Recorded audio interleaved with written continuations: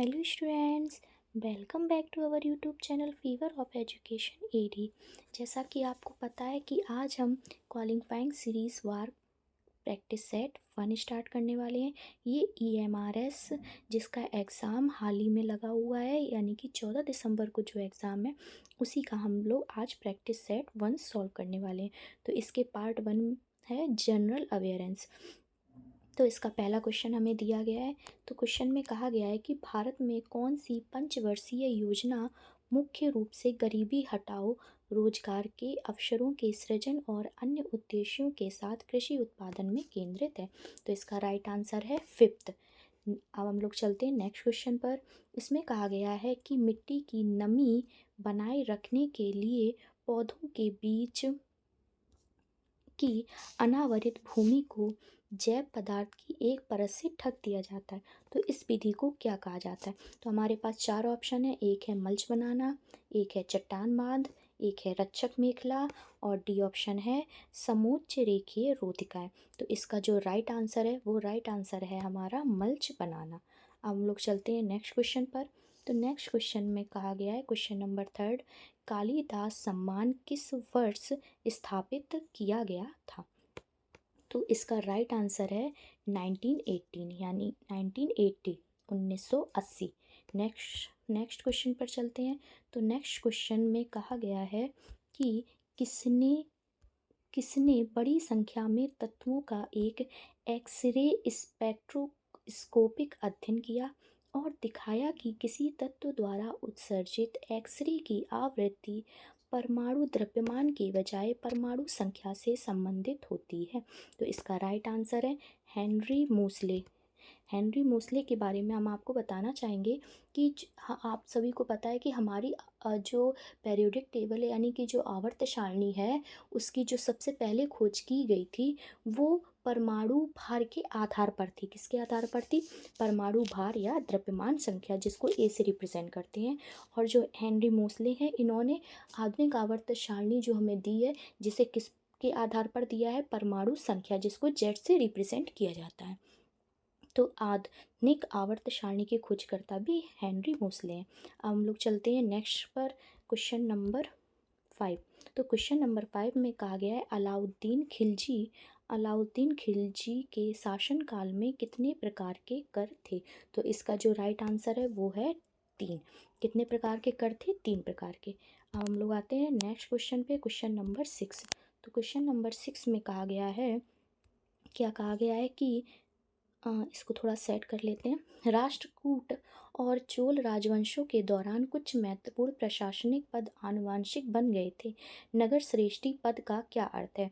इसके 4 ऑप्शन है। शहर का व्यापारी, महत्वपूर्ण मंत्री, व्यापारियों के काफिले का नेता, मुख्य न्याय अधिकारी।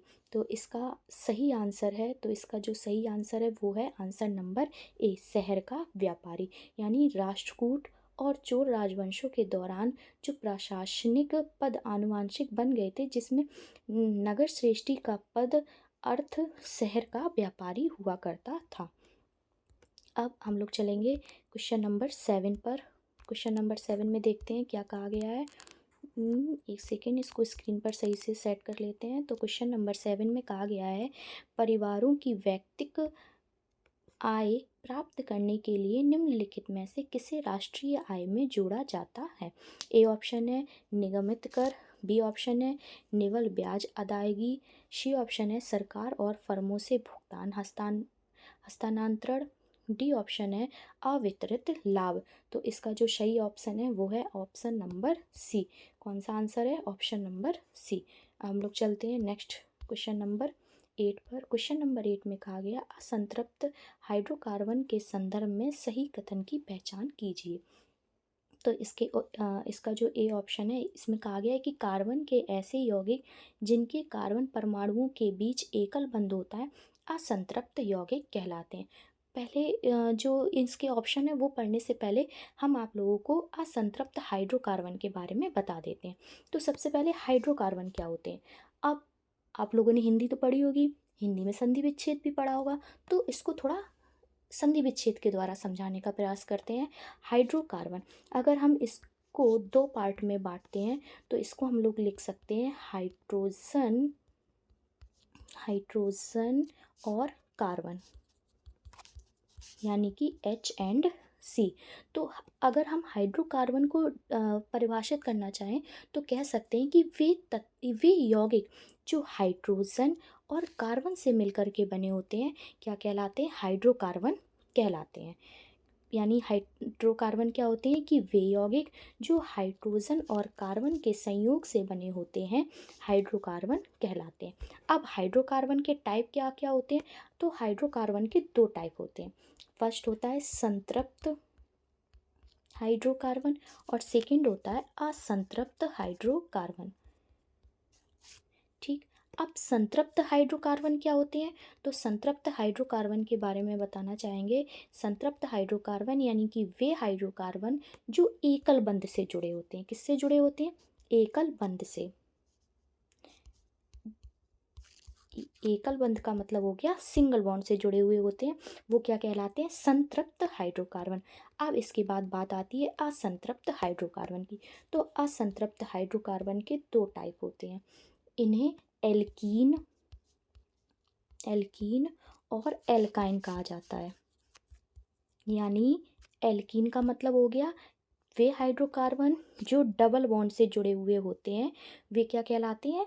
एल्कीन हाइड्रोकार्बन या असंतृप्त हाइड्रोकार्बन कहलाते हैं। और जो ट्रिपल बॉन्ड से जुड़े हुए होते हैं उन्हें एल्काइन कहते हैं। और ये जो दोनों होते हैं वो ही क्या कहलाते हैं? असंतृप्त हाइड्रोकार्बन कहलाते हैं।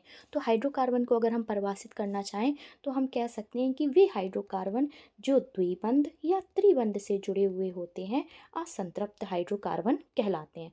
तो अब चलिए इनके ऑप्शंस पढ़ते हैं। तो पहले ऑप्शन में कहा गया है कि कार्बन के ऐसे यौगिक जिनके कार्बन परमाणुओं के बीच एकल बंध होता है असंतृप्त हाइड्रोकार्बन है। तो ये तो हमारा ऑप्शन गलत हो गया, क्योंकि एकल बंध वाले तो क्या होते हैं? संतृप्त हाइड्रोकार्बन होते हैं। तो ये ऑप्शन गलत हो गया। अब हम लोग चलते हैं बी ऑप्शन पे। बी ऑप्शन में कहा गया है कि यौगिक जिनके हाइड्रोजन परमाणुओं के बीच द्वि या त्रिआबंध होते हैं वे सभी असंतृप्त हाइड्रोकार्बन कहलाते हैं। तो ये वाला तो आंसर हमारा सही हो जाता है। नहीं नहीं, एक सेकेंड, एक चीज़ पर और ध्यान देना है कि जो द्विबंध और त्रिबंध होते हैं वो हाइड्रोजन के मध्य नहीं होंगे। इसमें द्विबंध और त्रिबंध ये कंफ्यूज करने के लिए ऑप्शन दे दिया गया। हाइड्रोजन के बीच में नहीं होंगे, क्योंकि जो हमारा हाइड्रोजन होता है वो हमेशा सिंगल बॉन्ड से ही जुड़ा होता है।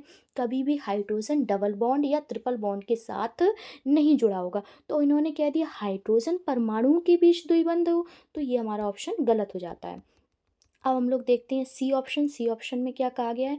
तो सी ऑप्शन है कि कार्बन के ऐसे यौगिक जिनके ऑक्सीजन परमाणुओं के बीच एकल बंध होता है।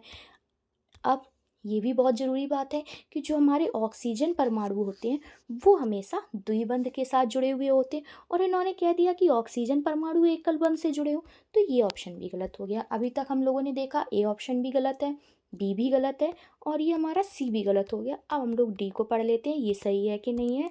वैसे अगर तीन ऑप्शन गलत हो जाते हैं तो डी हमेशा सही होता है, पर फिर भी पढ़ के देख लेते हैं।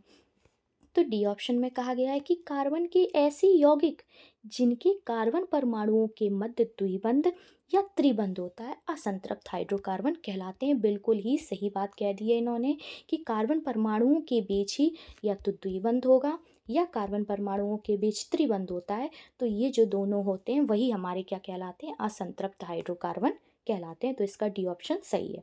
अब हम लोग चलते हैं नेक्स्ट पे, क्वेश्चन नंबर 9। क्वेश्चन नंबर 9 में है कि पादप कोशिकाओं के बारे में निम्नलिखित में से कौन सा विकल्प सही नहीं है? हमें गलत विकल्प बताना है। तो इसमें पहला विकल्प है कि पादप कोशिकाएं समसूत्री विभाजन द्वारा विभाजित नहीं हो सकती हैं। ये लीजिए, इन्होंने तो पहला ही आंसर गलत, ऑप्शन गलत दे दिया है। यही ऑप्शन हमारा गलत हो जाएगा। ये इन्होंने गलत दिया है, ये निगेटिव ऑप्शन है। पहले हम लोग फिर भी और ऑप्शन पढ़ लेते हैं। बी ऑप्शन में कहा गया है कि आमतौर पर सभी पादप कोशिकाओं में हरित हरित लवक क्लोरोप्लास्ट होता है। ये बिल्कुल सही है। अगला कहा गया है कि एक पादप कोशिका में आमतौर पर एक बड़ी रिक्तिका होती है। ये भी सही बात है। और अगला कहा गया है कि पादप कोशिका भित्ति सेलुलोज की बनी होती है, ये भी सही बात है। और फर्स्ट में कहा गया है कि कोशिकाएं समसूत्री विभाजन द्वारा विभाजित नहीं हो सकती हैं, जबकि कोशिका विभाजन दो प्रकार से होते हैं, एक समसूत्री विभाजन होता है और दूसरा होता है अर्धसूत्री विभाजन।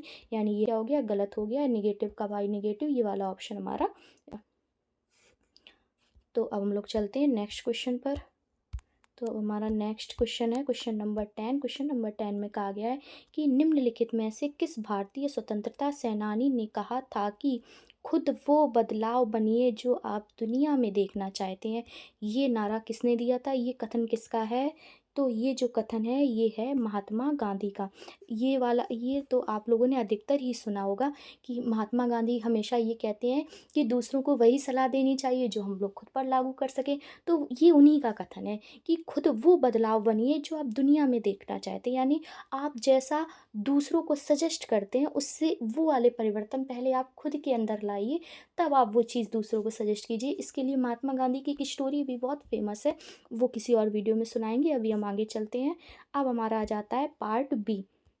जो पार्ट बी है वो रीजनिंग का है। तो हम लोग आ चुके हैं अब क्वेश्चन नंबर 11 पर। तो क्वेश्चन नंबर 11 में देखते हैं क्या कहा गया है। तो क्वेश्चन नंबर 11 में कहा गया है कि निम्नलिखित विकल्पों में से उस शब्द युग्म को चुनिए जिनमें वही संबंध है जो नीचे दिए गए युग्मों में है। तो ये दिया गया है भोजन का संबंध रसोइये के साथ। तो अब हम लोग देखते हैं किसान का संबंध फसल के साथ, फर्नीचर का संबंध लकड़ी के साथ, दर्जी का संबंध वस्त्र के साथ, गहने का संबंध सुनार के साथ। तो यहाँ पर देखा जाए तो यहाँ पहले भोजन कहा गया है फिर रसोइया कहा गया है। तो उसी प्रकार हम लोग आगे का देखेंगे तो उसी प्रकार का जो संबंध है वो किसका हो जाता है, तो वो हमारा संबंध हो जाता है गहने का संबंध सुनार के साथ। तो ये वाला ऑप्शन हमारा सही हो गया है। अब हम लोग चलते हैं अगले ऑप्शन क्वेश्चन पर। तो क्वेश्चन नंबर आ जाते हैं हम लोग 12 में। तो क्वेश्चन नंबर 12 में है क्या कहा गया है कि किसी निश्चित कूट भाषा में हिमाचल को ये दैट लिखा जाता है, उसी भाषा में मैग्नेटिक को क्या लिखा जाएगा। तो देखो अगर हम लोग यहाँ से देखना चाहें तो ये फर्स्ट नंबर पे है एच, तो यहाँ पर लास्ट नंबर पर एच हो गया, ये एच से एच मिल गया। यहाँ लास्ट नंबर में एल है तो यहाँ फर्स्ट नंबर में एल है तो ये एल से एल मिल गया। यहाँ पर एल के पहले यहाँ आगे से दूसरे नंबर पर ए है तो यहाँ पर पीछे से दूसरे नंबर पर ए है, यानी जस्ट अपोजिट लिखा हुआ है। तो इसी प्रकार से हम लोग देख लेंगे मैग्नेटिक। तो मैग्नेटिक में सी पहले होना चाहिए, तो सी यहाँ पर सी पहले होना चाहिए, तो इसमें सी पहले नहीं है, ये गलत हो गया। इसमें भी सी पहले नहीं है तो ये गलत हो गया। तो इस वाले में देखते हैं तो यहाँ इन दोनों में सी पहले है, ठीक। एम लास्ट में दिया गया, एम लास्ट में है। सी के बाद क्या होना चाहिए, आई होना चाहिए, इधर एम के पास ए होना चाहिए। तो इस प्रकार से अगर हम लोग मैच करते चलेंगे तो ये वाला जो ए ऑप्शन है ये हमारा पूरी तरीके से मैच हो जाएगा। तो हमारा ऑप्शन ए ठीक हो जाएगा। अब हम लोग चलते हैं नेक्स्ट क्वेश्चन पर, क्वेश्चन नंबर 13। तो क्वेश्चन नंबर 13 है। क्वेश्चन नंबर 13 में क्या कहा गया है कि एक निश्चित कूट भाषा में कैथोड को ये लिखा गया है, तो उसी भाषा में रिलेशन को क्या लिखा जाएगा। तो यहाँ पर देखो A B C D E, ई किस नंबर पर आता है, 4 नंबर पर। तो यहाँ पर इसका मतलब है ये क्रम से दिए गए हैं। तो इस हिसाब से अगर हम लोग मैच करना चाहेंगे तो हमारा कौन सा ऑप्शन मिल जाएगा, इसमें ए ऑप्शन बिल्कुल सही हो जाएगा। अगर आपको इसकी कैलकुलेशन समझ में नहीं आती तो आप कमेंट बॉक्स में पूछ दीजिएगा, क्योंकि अगर मैं अभी इनको सॉल्व करवाने लगूंगी तो वीडियो बहुत लंबी हो जाएगी। तो इसीलिए हम डायरेक्ट आंसर बताते चल रहे हैं। अगर किसी आंसर पे आपको डाउट हो रहा है तो आप उसको कमेंट बॉक्स में पूछ लीजिएगा, मैं रिप्लाई कर दूँगी या उस पर एक अलग से वीडियो बना के अपलोड कर दूँगी। अब हम लोग आ जाते हैं अगले क्वेश्चन पे। इसमें कहा गया है कि एक कूटभाषा में टेम्पर को ये लिखा जाता है, तो उसी कूटभाषा में फ्रेंड का क्या अर्थ, फ्रेंड को क्या लिखा जाएगा। तो इसका जो आंसर है वो हमारा बी ऑप्शन के साथ चला जाएगा। अब हम लोग चलते हैं अगले क्वेश्चन पर, क्वेश्चन नंबर 15। क्वेश्चन नंबर 15 में कहा गया है कि यदि ए यू को 21 और एग को 245 लिखते हैं तो आप बेग को किस प्रकार से कोटबंद करेंगे, यानी कि इसका आंसर क्या हो जाएगा। तो इसका आंसर होगा 110। 110 कैसे होगा तो थोड़ा सा बता देते हैं। यहाँ पर ए को हम लोग 1 लिख सकते हैं, यू को हम लोग लिखेंगे 21 और 1 का मल्टीप्लाई 21 में करेंगे तो आ जाएगा 21। इसी प्रकार से ई को हम लोग लिखेंगे 5 मल्टीप्लाई जी को लिखेंगे 7 मल्टीप्लाई जी को फिर 7 लिख देंगे और इनका मल्टीप्लाई करने पर 245 आ जाएगा। अब इसी तरीके से हम लोग लिख के देख लें, बी को लिखेंगे 2, ए को 1, के को हम लोग लिखेंगे 11 और ई को लिखेंगे 5 और इनका जब हम आपस में मल्टीप्लाई करेंगे तो हमारा 110 यानी कि 110 ही बनेगा। अब हम लोग आते हैं अगले क्वेश्चन पर। क्वेश्चन नंबर 16 कहा गया है कि निम्न में से कौन सी आकृति श्रृंखला को पूरा करती है। अब क्वेश्चन तो हम लोगों ने पढ़ लिया है तो थोड़ा ऊपर कर देते जिससे चारों ऑप्शन शो हो जाए। तो ठीक है, अब इनके ऑप्शन को देखते हैं, इनकी आकृति हमें मैच करनी है कि इसमें कौन सा ऑप्शन सही हो जाएगा। तो देखो यहाँ अगर हम लोग मैच करते हैं तो ये सीधा है ट्रायंगल, फिर इधर पे आकर थोड़ा तिरछा हो जाएगा, फिर ऊपर जा कर के पूरा पलट जाएगा। तो इसका मतलब है कि अब की बार जो नीचे ट्रायंगल आएगा वो थोड़ा तिरछा आएगा। या अगर हम लोग एरो से देखना चाहें तो यहाँ पर एरो नीचे है, फिर ये थोड़ा सा डायरेक्शन में इधर साइड ये ऐसा हो गया, यानी कि पहले ऐसा था फिर ये ऐसा हुआ, फिर थोड़ा सा और रोटेट होकर के ये सीधा हो गया। तो इसका मतलब अब ये 45 डिग्री के एंगल पर रोटेट हो रहा है, तो अगला रोटेशन कहाँ जाएगा, ये तिरछा जाएगा यानी ऊपर की ओर। तो इसमें सीधा ऊपर चला गया तो ये गलत हो गया, ये वाला ऑप्शन भी गलत हो गया।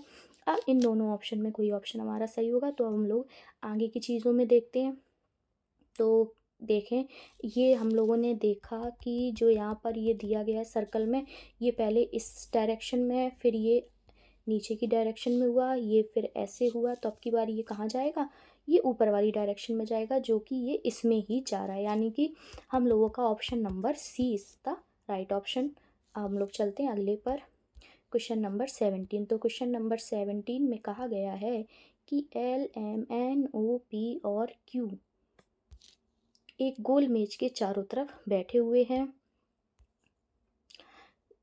तो ये हमने एक गोल मेज बना ली है, इसके चारों तरफ ये बैठे हुए हैं और ये केंद्र की ओर देख रहे हैं। तो पी क्यू के सामने है, तो हम लोग एक तरफ हमने ये पी लिख दिया, एक तरफ क्यू लिख दिया, पी क्यू के सामने हो गया है। क्यू एल के बाईं ओर है, क्यू एल के बाईं ओर है, तो ये एल बना दिया, एल के बाईं ओर क्यू हो गया। इसके बाद ओ एन के बगल में नहीं है, ओ एन के बगल में नहीं रखना है, तो हम कहीं पर भी एन लिख दे, बस उस साइड ओ नहीं लिखेंगे। ठीक, फिर इसके बाद कहा गया है कि एन एल के बगल में एन एल के सामने है, तो हमने ऐसे ही लिखा था पर वो कोइंसिडेंटली सही हो गया, एन एल के सामने भी पहुंच गया। तो अब कहा गया है कि एम के दाईं ओर कौन होगा। अब हमारे पास बचा क्या क्या है, हमारे पास ओ बचा है लिखने के लिए और एम बचा है। तो उन्होंने पहले ही कह दिया कि जो ओ है वो एन के पास नहीं होना चाहिए, तो यही जगह बची, यहाँ हम ओ को लिख सकते हैं। तो यहाँ पर हमारा क्या होगा, अब एम होगा।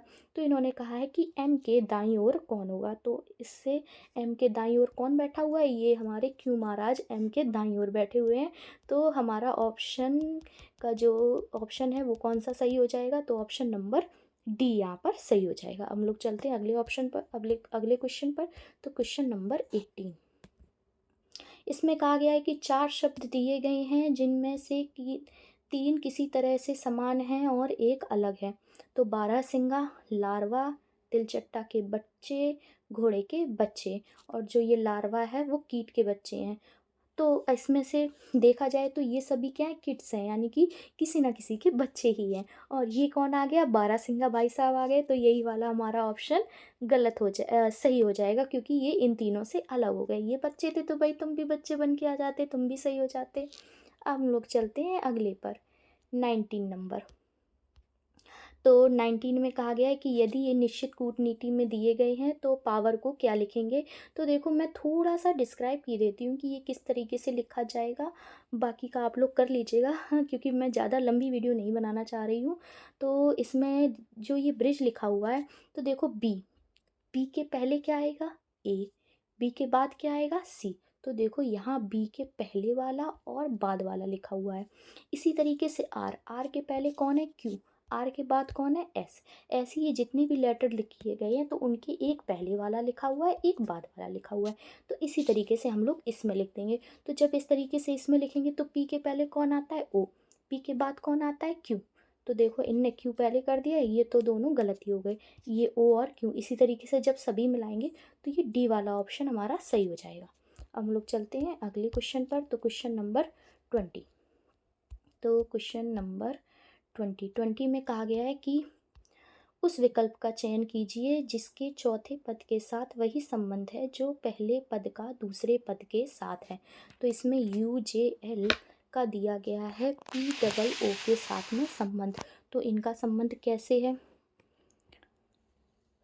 देखो अगर हम U में 5 पीछे चले जाएं तो हमें क्या मिल जाएगा, P मिल जाएगा। L का अपोजिट क्या हो जाएगा, O। J में 5 आगे चले जाएं तो हमें क्या मिल जाएगा, O। यानी पहले वाले में 5 पीछे जाना है और पीछे वाले में 5 आगे जाना है। तो इसी तरीके से K के 5 पीछे जाएंगे तो हमें कौन मिलेगा, P। पहले नंबर पर P मिलना है तो ये दोनों तो गलत हो गए। T के 5 आगे जाएंगे तो हमें कौन मिलेगा, तो हमें मिलेगा O मिलेगा। तो O हमें किस में मिल रहा है, D में मिल रहा है। तो यही ऑप्शन हमारा सही हो जाएगा। अब हम लोग चलेंगे अगले वाले पे, यानी कि हम लोग आ गए हैं क्वेश्चन नंबर 21 में ये कथन दिया गया है कि डॉक्टर को भुगतान करने से अच्छा है रसोइये को भुगतान कीजिए। तब हमें निष्कर्ष कहा गया है कि रसोइया स्वादिष्ट भोजन बनाने पर बेहतर भुगतान की उम्मीद कर सकता है। जो लोग नियमित रूप से होटल जाते हैं उन्हें डॉक्टरों के पास जाने की आवश्यकता नहीं होती है। अच्छा खाना खाकर अच्छा स्वास्थ्य रखना अस्पताल से जाने से अच्छा है। डॉक्टरों की तुलना में रसोइये को कम भुगतान किया जाएगा। इसके बाद हमें ऑप्शन दिए गए हैं कि कौन सा ऑप्शन सही होगा। तो देखो इसमें जो हमारा ऑप्शन है वो हमारा ऑप्शन चला जाएगा, ऑप्शन जाएगा निष्कर्ष नंबर 3 के साथ। तो अब निष्कर्ष नंबर 3 में क्या क्या कहा गया था कि अच्छा खाना खाकर अच्छा स्वास्थ्य रखना अस्पताल जाने से बेटर है। तो ये हमारा ऑप्शन सबसे सुटेबल ऑप्शन होगा, तो इसीलिए यही वाला हमारा सही हो जाएगा। अब हम लोग आते हैं 22 पर। 22 को देखते हैं, इसमें क्या कहा गया है। इसमें कहा गया है कि अपने घर से बाहर आने के बाद अनीता एक सड़क पार की। दूसरी तरफ जाने पर वह दाईं ओर मुड़ी और सीधे गई। यदि अब वह दक्षिण दिशा के सम्मुख है तो सड़क पार करने से पहले वह किस दिशा में थी। तो जैसे ये मान लिया कि ये अनीता सड़क पार अपने घर, ये अनीता का छोटू सा घर है, ये घर के बाहर निकलती है और ये घर के बाहर निकली, दूसरी तरफ पहुंचने पर दाईं ओर मुड़ी और सीधा चली गई। दाईं ओर मुड़ी और ये सीधा चली गई। तो ये नीचे की तरफ कौन सी दिशा होती है, यहाँ पर होता है दक्षिण का, क्या होता है ये दक्षिण दिशा हो गई। इधर साइड पूरब होता है, ये पश्चिम होता है, ये उत्तर होता है और नीचे की तरफ दक्षिण होता है। तो ये पूछा गया है तो ये पहले किस दिशा में थी, तो ये पहले किस दिशा में थी, यहाँ पर कौन सी दिशा आ जाएगी, जो ये मुड़ गई तो ये हमारी हो जाएगी पूर्व दिशा, यानी इसका आंसर हो जाएगा डी ऑप्शन सही। हम लोग आते हैं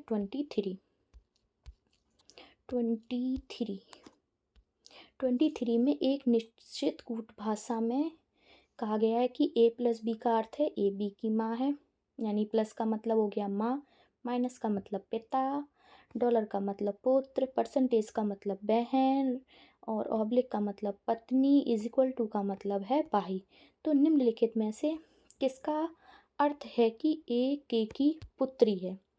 तो इसमें ये बताना है कि किसका अर्थ होगा कि A जो है वो K की पुत्री है। तो इसका जो आंसर है वो हमारा आंसर चला जाएगा सी के साथ, यानी कि जो हमें थर्ड नंबर में दिया गया है ये K+A/P-D परसेंटेज J।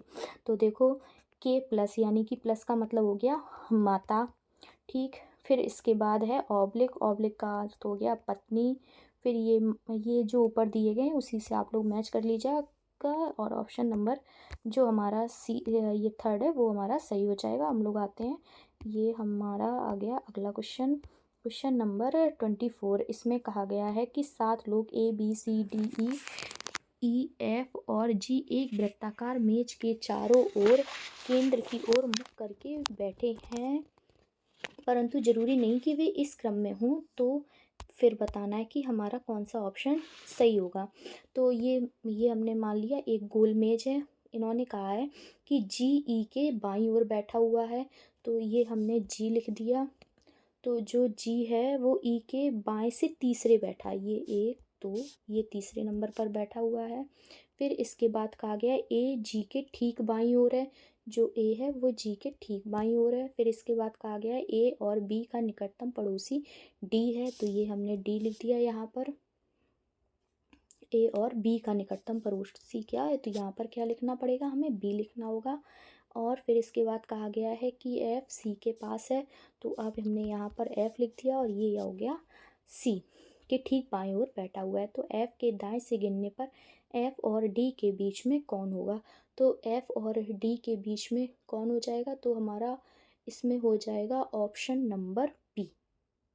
ये कहा गया है कि एफ और डी के बीच में कितने लोग बैठे हुए हैं, तो एफ और के बीच में कितने लोग बैठे हुए हैं, एफ और ये बी के बीच में ये 3 लोग बैठे हुए हैं, जी ए डी। तो हमारा option number B is the right answer. अब हम लोग आते हैं क्वेश्चन नंबर 25 पर। इसमें कहा गया है कि दिए गए कथनों और निष्कर्षों को ध्यानपूर्वक पढ़िए। आपको मानना है कि कथनों में दी गई जानकारी सत्य है, चाहे वह सामान्यतः ज्ञात तत्वों से अलग प्रतीत होती हो, और निश्चय करना है कि दिए गए निष्कर्षों से कौन सा निष्कर्ष तार्किक रूप में अनुसरण करता है। तो हमें कथन दिए गए, कुछ पौधे चट्टाने हैं, कोई सब्जी पौधा नहीं है।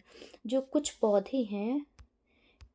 पौधे हैं, ये पौधे हो गए प्लांट, ये क्या है, कुछ चट्टाने हैं, और कोई भी जो सब्जी है वो पौधा नहीं है।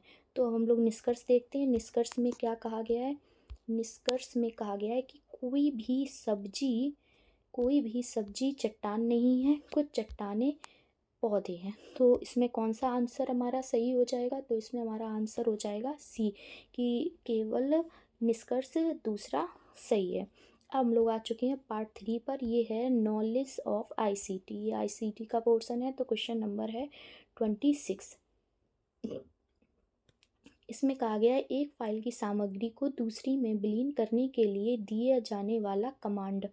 तो इसका जो आंसर है वो ए सही हो जाएगा। कौन सा कमांड दिया जाता है, अपेंड का कमांड दिया जाता है। Question number 27।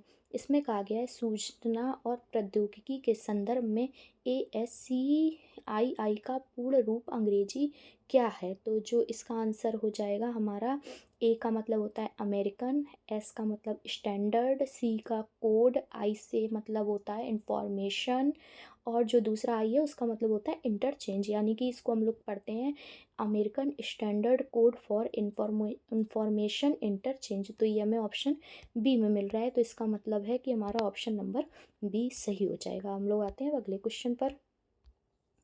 Question number 28। इसमें कहा गया है कि कंप्यूटर विज्ञान में आमतौर पर इस्तेमाल किया जाने वाला संक्षिप्त नाम ISP क्या है, तो यहाँ पर ISPI का मतलब है इंटरनेट सर्विस प्रोवाइडर। तो ये हमें कहाँ मिल रहा है, इंटरनेट, अरे ये तो पहले ही में ही मिल गया।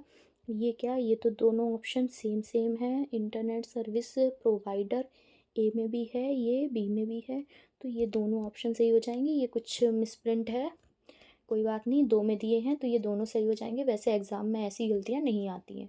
हम लोग चलते हैं क्वेश्चन नंबर 29 पे।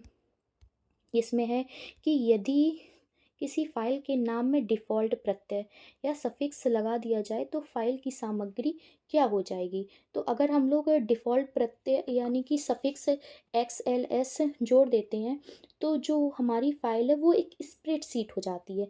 ये माइक्रोसॉफ्ट एक्सेल में कार्य करने का एक एरिया है। यह रो और कॉलम से घिरा होता है जहाँ डॉट डेटा को प्रविष्ट किया जाता है।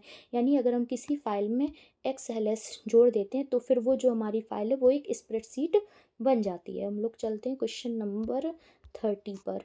तो क्वेश्चन नंबर 30 में कहा गया है कि किस HTML टैग का उपयोग टेक्स्ट को बोल्ड करने के लिए किया जाता है, तो इसका जो आंसर है वो है ये बी। अगला क्वेश्चन 31। इसमें कहा गया है कि स्टेशनों के ग्रुप को फ्रेम भेजने को क्या कहते हैं, तो स्टेशनों के ग्रुप को फ्रेम भेजने को कहा जाता है मल्टीकास्टिंग कहते हैं। आते हैं अगले क्वेश्चन पर। Question number 32।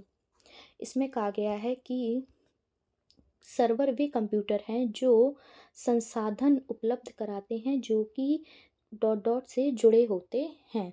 तो जो इसका राइट आंसर है वो है बी, नेटवर्क। जो हमारे सर्वर होते हैं वो किससे जुड़े हुए होते हैं? नेटवर्क से जुड़े होते हैं। क्वेश्चन नंबर 33, इसमें कहा गया है कि निम्नलिखित में से किस प्रोग्राम सॉफ्टवेयर का उपयोग वर्ड डॉक्यूमेंट बनाने में नहीं किया जाता है? तो जो इसका आंसर है वो है एडोब एक्रोबेट रीडर।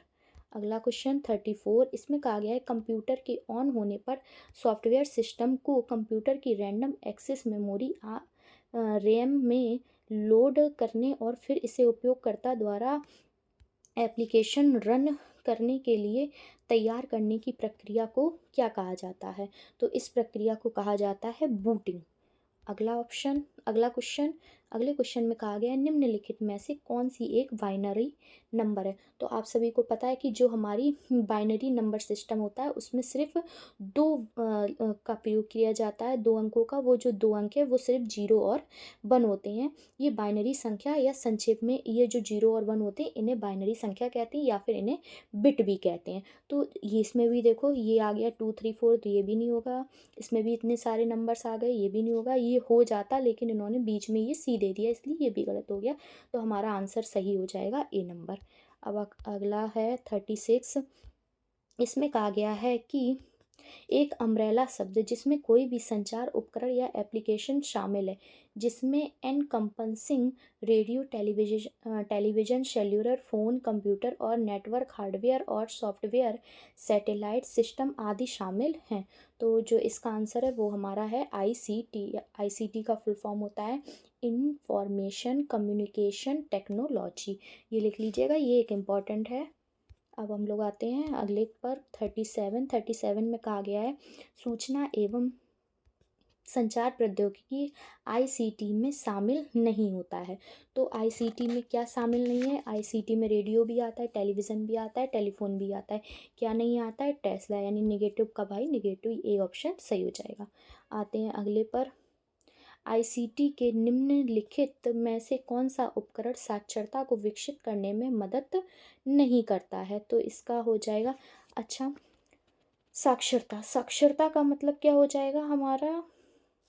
साक्षरता को विकसित नहीं करता है। तो यहाँ पर ब्लॉक तो करते हैं, वेब सर्चिंग भी करती है, वर्ड प्रोसेसर भी करता है। कौन नहीं करते हैं? वो हैं गेम्स। अगला 39 में कहा गया है विद्यालय प्रबंधन के समर्थन और अधिगम के रूप में आईसीटी की भूमिका में शामिल नहीं है। तो आईसीटी की भूमिका में कौन शामिल नहीं है? तो वो है आईसीटी के पारंपरिक उपागम, यानी कि हमारा जो आंसर है वो आंसर हो जाएगा हमारा सी। हम लोग आते हैं अगले क्वेश्चन पर। 40 नंबर में है कि निम्नलिखित में से कौन सा शिक्षा में आईसीटी का उपयोग करने का उद्देश्य नहीं है? तो ऑप्शन दिए गए हैं। क्या कहा गया है कि दूर दराज के क्षेत्रों में शिक्षण की गुणवत्ता में सुधार करना, ये तो उद्देश्य है। शिक्षा व्यवस्था में पारदर्शिता छिपाना, ये तो उद्देश्य नहीं हो सकता, ये गलत हो सकता है। आगे आगे के ऑप्शन पढ़ लेते हैं कि शिक्षकों द्वारा किए जाने वाले शारीरिक श्रम के अपव्यय को समाप्त करना, ये भी सही बात है। और आगे है कि शिक्षा के ऑनलाइन माध्यम से पहुंच प्रदान करना, ये भी सही बात है, ये भी इनका उद्देश्य हो सकता है, ये उद्देश्य नहीं है। तो यही वाला हमारा ऑप्शन जो है वो क्या हो जाएगा? हमारा राइट ऑप्शन हो जाएगा। हम लोग चलते हैं अगले क्वेश्चन पर। अब हमारा आ जाता है पार्ट 4 टीचिंग एप्टीट्यूड। तो टीचिंग एप्टीट्यूड में 41 नंबर है, निम्नलिखित में से कौन सा कथन सही है? एक, तकनीक सीखना हमें नौकरी प्रदान कर सकता है। तकनीक सीखना हमें रचनात्मकता प्रदान कर सकता है। तो इसका जो आंसर है इसका आ गया है केवल फर्स्ट सेकंड, ना ही फर्स्ट ना ही सेकंड, केवल फर्स्ट, दोनों फर्स्ट या सेकंड। तो एक तकनीक सीखना हमें नौकरी प्रदान कर सकता है, ये बात बिल्कुल सही है। तो इसका जो आंसर हो जाएगा वो केवल फर्स्ट, यानी कि सी ऑप्शन सही हो जाएगा। अगला क्वेश्चन नंबर 42, आवेदन उद्देश्य से क्या तात्पर्य है? कहा गया है कि यह तर्क, परिकल्पना, व्याख्या, भविष्यवाणी की क्षमताओं को विकसित करके हासिल किया जाता है। सेकंड, संबंध, भेदभाव, उदाहरण उदाहरण और सामान्यीकरण को देखने की क्षमताओं को विकसित करके यह महसूस किया जाता है कि किसी व्यक्ति को उच्चतम आवश्यकताओं को पूरा करके आंतरिक प्रेरणा को नियोजित करके हासिल किया जाता है। डी है, यह याद और मान्यता क्षमताओं को विकसित करने के लिए हासिल किया जाता है। तो जो इसका आंसर है वो आंसर हमारा हो जाएगा ए, कि यह तर्क, परिकल्पना, व्याख्या और भविष्यवाणी की क्षमताओं को विकसित करके हासिल किया जाता है। नेक्स्ट क्वेश्चन 33 में कहा गया है कि व्याख्यान विधि का सफलतापूर्वक उपयोग किया जाता है तथ्यात्मक जानकारी प्रदान करने में, उच्च कक्षाओं में विशिष्ट प्रसंगों का संक्षिप्तीकरण तथा पुनरावृत्ति या सैद्धांतिक चीज़ों की व्याख्या करने के लिए किया जाता है। तो जो इसका आंसर होगा, इसमें जो तीनों सही दिए गए हैं, इसका मतलब है कि इसका जो ऑप्शन है वो ए ऑप्शन सही हो जाएगा, फर्स्ट, सेकेंड और थर्ड। क्वेश्चन नंबर है 44, आगंतुकों को कक्षा में आमंत्रित करना कौन सी उत्साहवर्धक गतिविधि है? तो क्या कहा गया है? व्याख्या करना, शोध करना, चर्चा करना, प्रामाणिक स्थितियों का निर्माण करना। तो यही ऑप्शन सही हो जाएगा। आते हैं अगले पे। निम्नलिखित में से कौन सा स्कूल वातावरण शिक्षा को अधिक प्रभावी बना देगा और सीखने के लिए अनुकूल है? अत्यधिक गर्मी और भीड़ भरे कमरे में बच्चे पसीना बहा रहे हैं और शोर कर रहे हैं। मुक्त आवागमन के लिए अपर्याप्त जगह के साथ कक्ष भी छोटा है। शिक्षक वर्ग में अनुशासन बनाए रखने के लिए चिल्ला रहा है। कक्षा की दीवारों को आकर्षक रूप से शिक्षण सामग्री से सजाया गया है। ये ऑप्शन बिल्कुल सही है, तो यही हो जाएगा सही। अगला है, एक शिक्षक के लिए व्यक्तिगत भेद का ज्ञान आवश्यक है। वर्ग के अच्छे संचालन के लिए, अच्छे लक्षणों का विकास करने के लिए, शिस्त को यानी कि डिसिप्लिन को प्रकट करने के लिए, शिस्त नहीं यहाँ शिष्ट है, प्रकट करने के लिए, मार्गदर्शन और परामर्श देने में। तो इसका आंसर सही हो जाएगा वर्ग के अच्छे संचालन में। अगला 47, किसी कक्षा में चित्रात्मक तथ्य तथा रंग बिरंगे चार्ट होने चाहिए। कौन सा विकल्प इसके उद्देश्य की पूर्ति नहीं करता है? तो इसका जो हमारा राइट आंसर है वो हो जाएगा डी, बच्चों के कल्पना लोक के रंगों तथा आकृतियों की पहचान नहीं मिलती है। अगला है 48, निम्नलिखित में से किस रूप में सीखने के लिए मूल्यांकन के भाग के दृष्टिकोण सीखने में कौन सा है? कहा गया है स्वतः मूल्यांकन, समेकित मूल्यांकन, छात्रों और शिक्षकों का प्रतिक्रिया समय सीमा पर सहमत होना। तो इसका कौन सा ऑप्शन सही होगा? इसमें तो तीनों सही दिए गए, तो इसका मतलब इसका जो ऑप्शन है वो A option is the right option. अब हम लोग चलते हैं अगले क्वेश्चन पर। क्वेश्चन नंबर आ चुके हैं हम लोग 49 पर। तो कहा गया है इसमें कि शैक्षणिक विश्लेषण के शिक्षा चरण में निम्नलिखित में से कौन सी गतिविधि शामिल है? ऑप्शन दिए गए हैं, प्रतिक्रिया देना, इच्छित सीखने के परिणामों की उपलब्धि के लिए जांच करने के लिए उपकरणों का निर्धारण, सीखने के परिणामों का खुलासा, और डी ऑप्शन में है सीखने के विभिन्न प्रकारों की पहचान करना। तो इसका जो राइट आंसर है वो हमारा हो जाएगा इच्छित सीखने के परिणामों की उपलब्धि के लिए जांच के लिए उपकरणों का निर्धारण करना, यानी कि बी ऑप्शन। हम लोग चलते हैं अगले पर। आ चुके हैं हम लोग क्वेश्चन नंबर 50 पर, यानी 100 में 50 पे पहुंच चुके हैं हम लोग, आधा पोर्शन पूरा हो गया।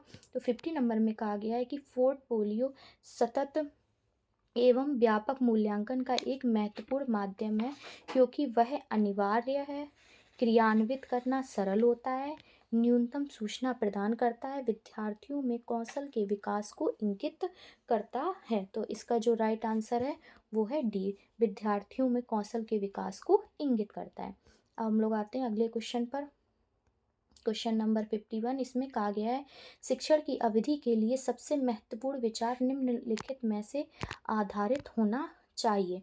तो जो इसका राइट आंसर है वो है, पहले तो ऑप्शन पढ़ लेते हैं, शिक्षा विभाग के निर्देश, छात्रों की उम्र का ध्यान अवधि, शिक्षक का विवेक, विषय की प्रकृति। तो जो इसका राइट आंसर है वो क्या हो जाएगा? विषय की प्रकृति, नेचर ऑफ द सब्जेक्ट। अगला है, सूक्ष्म शिक्षण चक्र की अवधि क्या होती है? तो जो सूक्ष्म शिक्षण चक्र है तो उसकी जो अवधि होती है वो 36 होती है। ठीक है, इसके बारे में थोड़ा सा और बता दें कि अगर पूछ दिया जाए सिर्फ शिक्षण की अवधि तो वो होती है 6 मिनट। कितनी होती है? 6 मिनट। प्रतिपुष्टि की जो अवधि होती है वो भी 6 मिनट होती है। पुनः पाठ योजना की जो अवधि होती है वो होती है 12 मिनट। फिर इसके बाद पुनः शिक्षण की अवधि जो होती है वो भी होती है 6 मिनट। फिर पुनः प्रतिपुष्टि की जो अवधि होती है वो भी होती है 6 मिनट। इस तरीके से जो टोटल मिलाकर इनका ऐड करेंगे तो वो हमारा हो जाएगा 36 मिनट। अब हम लोग आते हैं अगले क्वेश्चन पर कि ब्लूम के वर्गीकरण के 3 पहलुओं में शामिल नहीं है। क्या शामिल नहीं है? समीपस्थ पहलू, भावात्मक पहलू, ज्ञानात्मक पहलू, साइकोमोटर। यानी कि ये तो तीनों इसमें शामिल हैं, तो जो शामिल नहीं है वो है समीपस्थ पहलू, यानी कि ये ऑप्शन सही हो जाएगा। हम लोग आते हैं अगले पर कि यदि छात्र अध्ययन में रुचि नहीं ले रहे हैं तो अध्यापक को क्या करना चाहिए? तो हमें ऑप्शन दिए गए, इसकी शिकायत प्रधानाचार्य को देनी चाहिए तथा यह माता पिता तक भी पहुंचानी चाहिए। विद्यार्थियों को यह सलाह देनी चाहिए कि वे अपने हित में पढ़ाई में रुचि लेनी चाहिए। विद्यार्थियों से यह पूछना चाहिए कि वे पढ़ाई में रुचि क्यों नहीं ले रहे हैं। विद्यार्थियों द्वारा रुचि ने लेने के कारणों पर विचार करना चाहिए और उपचारात्मक उपाय भी करना चाहिए। तो इसका जो राइट आंसर है वो हो जाएगा डी, कि हमें उस पर विद्यार्थियों द्वारा रुचि लेने के कारणों पर विचार करना चाहिए और उसका उपाय भी सोचना चाहिए। अब हम लोग आ जाते हैं अगले क्वेश्चन पर, आ चुके हैं 55 नंबर पर। इसमें कहा गया है यदि कोई विद्यार्थी अपनी कक्षा में अनोखी पोशाक पहनकर आता है तो इस पर आप क्या करेंगे? ऑप्शन दिए गए हैं, उस पर ध्यान नहीं देंगे, उसका मजाक उड़ाएंगे, आप उसे ऐसी पोशाक के स्थान पर स्कूल की यूनिफॉर्म पहनकर आने की सलाह देंगे, विद्यार्थी कक्षा में ना आने को कहेंगे। तो हम क्या करेंगे? हम का मतलब है जो शिक्षक है उसे क्या करना चाहिए?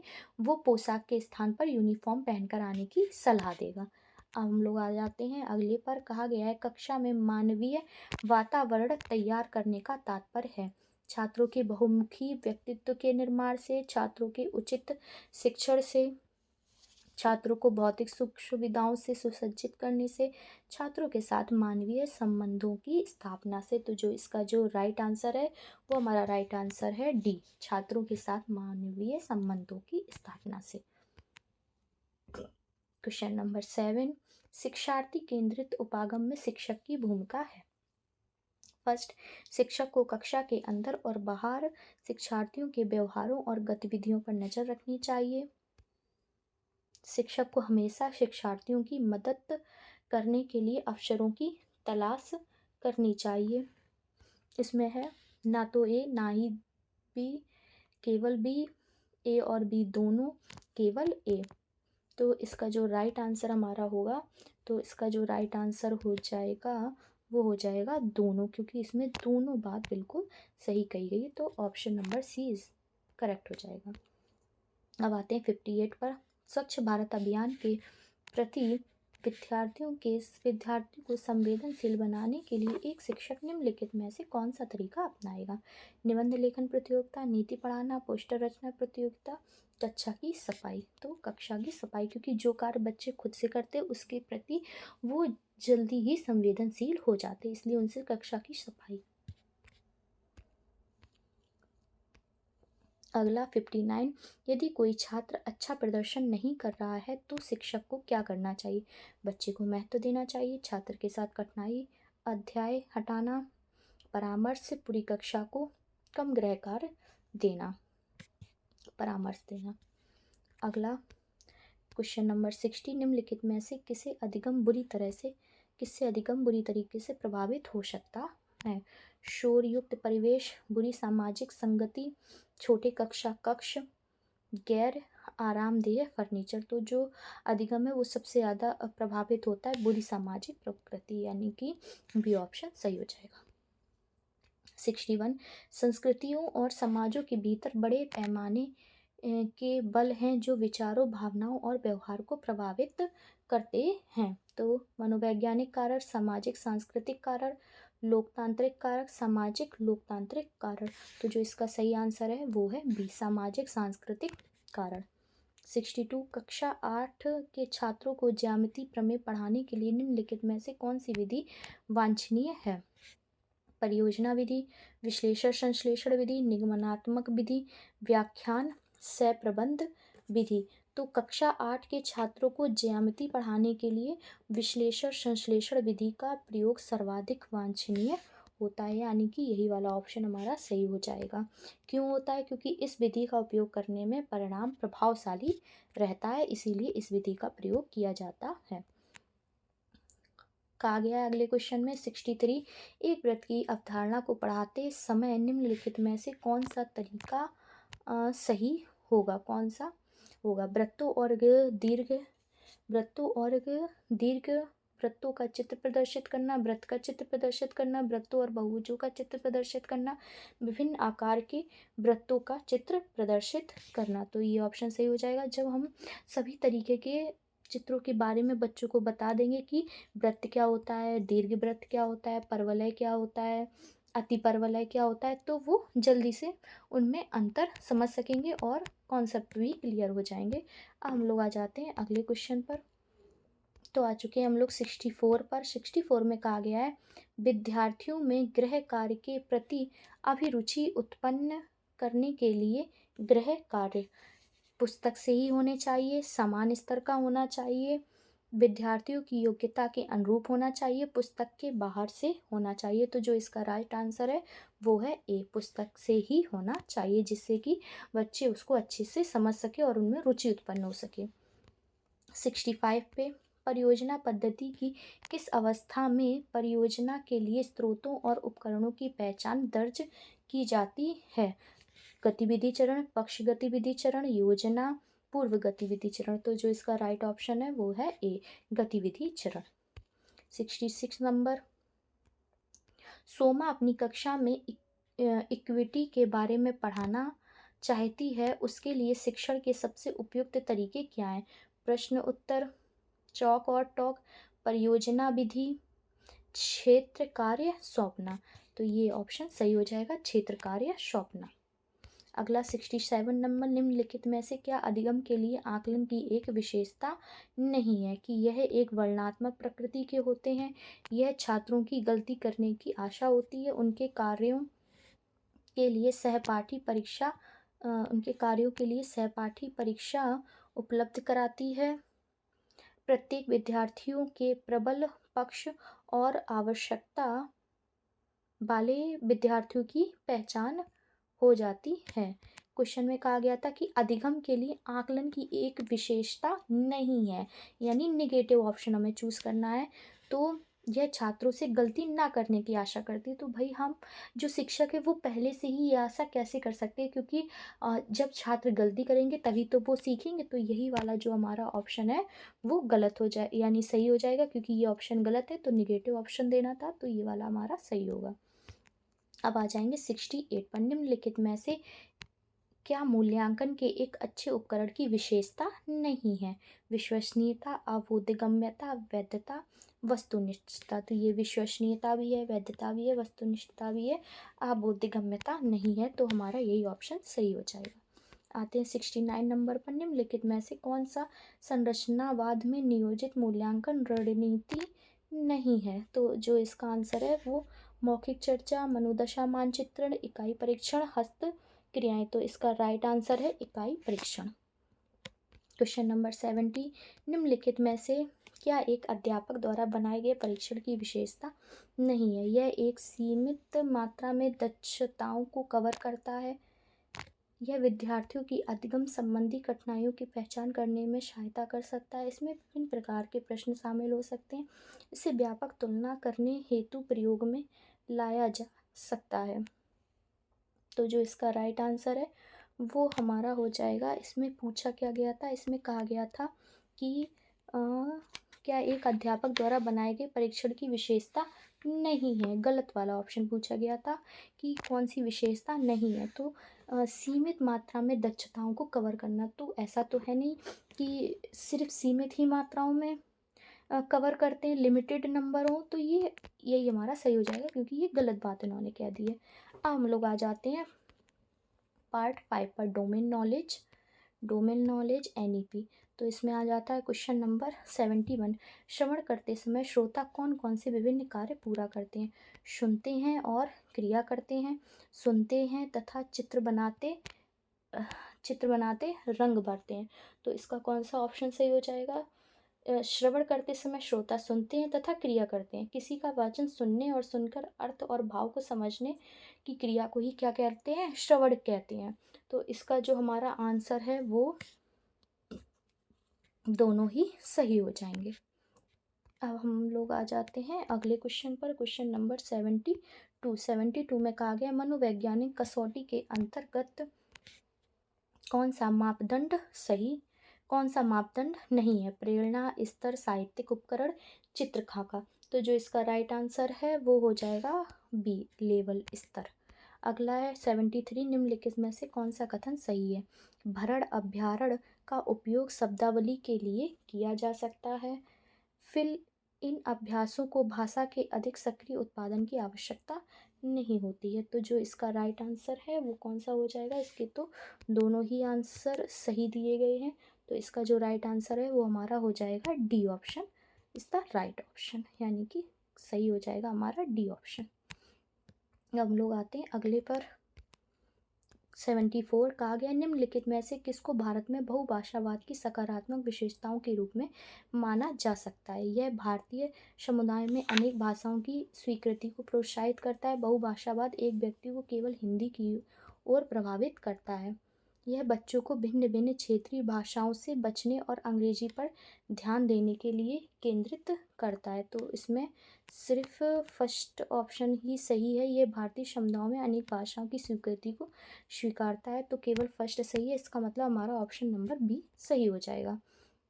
अगला है 75, लेखन गतिविधि में वाक्य स्तर पर लेखन के अंतर्गत क्या आता है? चार्ट या ग्रिड में जानकारी लिखना, अव्यवस्थित वाक्यों को सही ढंग से फिर से लिखना। तो इसका कौन सा ऑप्शन सही हो जाएगा? तो इसमें दोनों ही सही कहे गए हैं, तो बोथ, फर्स्ट एंड सेकंड। 76, संवादात्मक अध्यापन के सिद्धांत संचार और संस्कृति परस्पर संबंध सिद्धांत से आप क्या समझते हैं? ए ऑप्शन में कहा गया है भाषा अधिग्रहण के लिए कक्षा का अनुभव सांस्कृतिक इनपुट में समृद्ध होना चाहिए। ये हमारा सही हो गया, तो आगे पढ़ने की फिर ज़रूरत ही नहीं है। हम लोग आ जाते हैं अगले क्वेश्चन पर कि कहानी सुनाने से कौन सा उद्देश्य पूरा किया जा सकता है? तो कहानी सुनाने से अन्य विषयगत क्षेत्रों के साथ प्रदर्शन का समन्वय करना, हाँ कुछ कुछ ठीक है, लेकिन पहले और पढ़ लें। संवेदी क्षमता विकसित करना, सरल स्वर शैली, सुर परिवर्तन, स्वरों, व्यंजनों, अक्षरों, घबराहटपूर्ण आवाज़ों का उपयोग करके मौखिक रूप से व्यक्त करना। तो ये ऑप्शन सबसे ज़्यादा सुटेबल है, तो यही हमारा ऑप्शन सही हो जाएगा। हम लोग आते हैं अगले क्वेश्चन पर, 78, इसमें कहा गया एक शिक्षक भाषा पढ़ाने में विज्ञान और समाज विज्ञान का उपयोग करता है। ऐसे प्रस्ताव को कह सकते हैं वस्तुगत भाषा शिक्षण, अनेकवादी भाषा शिक्षण, विधा प्रकार भाषा शिक्षण, पाठ्यक्रम के साथ साथ भाषा। तो यही ऑप्शन हमारा सही हो जाएगा। हम लोग आते हैं अगले क्वेश्चन पर, स्कूल परिसरों में छात्रों के लिए क्या खतरनाक हो सकता है? कम हवादार कक्षाएं, अस्वास्थ्यकर खाद्य पदार्थ, संतोषजनक स्वच्छता, टूटा फर्नीचर।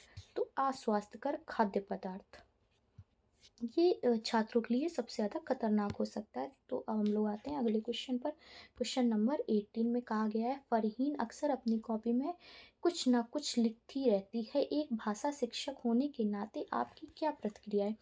फरहीन को कुछ ना कुछ लिखने की आदत है, इस पर ध्यान देने की ज़रूरत नहीं है। फरहीन को कोई बीमारी है, इसका इलाज कराया जाए। फरहीन को कॉपी के पन्ने खराब करने की आदत है, उसे मना किया जाए।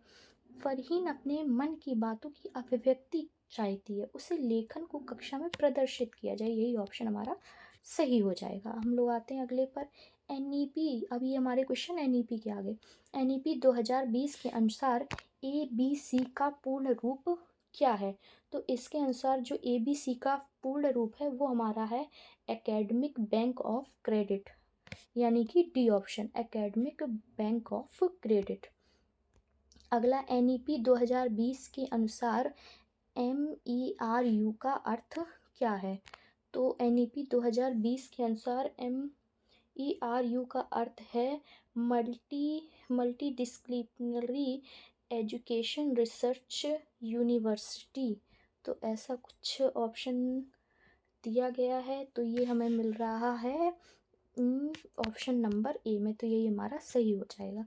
हम लोग आते हैं अगले क्वेश्चन पर। What is the full form of परख? परख का फुल फॉर्म क्या होगा? तो परख का फुल फॉर्म होगा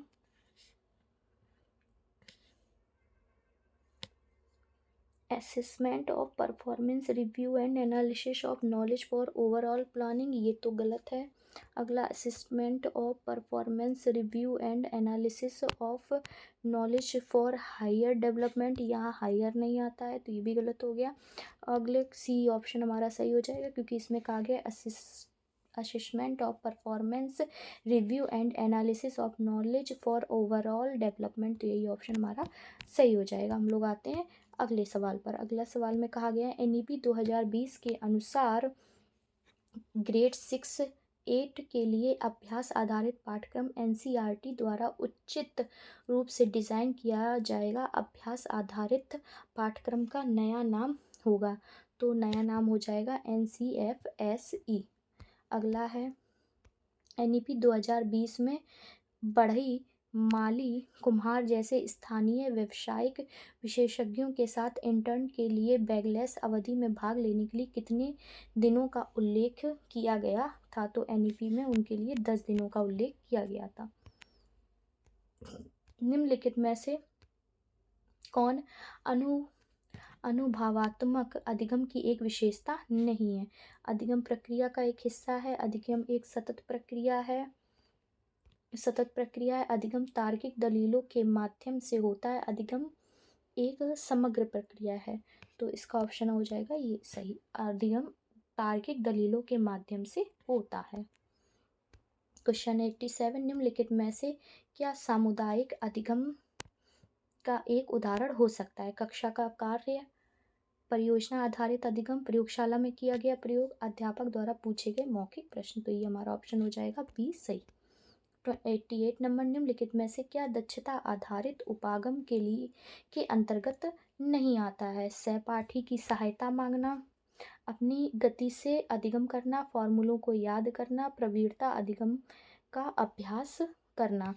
तो जो निगेटिव वर्ड है वो सबसे ज़्यादा रटना होता है, यानी अगर आपको कहीं याद करना, रट्टा मारना ये मिल जाए तो ये हमेशा निगेटिव वर्ड है, तो यही वाला ऑप्शन हमारा सही हो जाएगा, क्योंकि उन्होंने निगेटिव पूछा था, तो निगेटिव का निगेटिव में ही सही हो गया।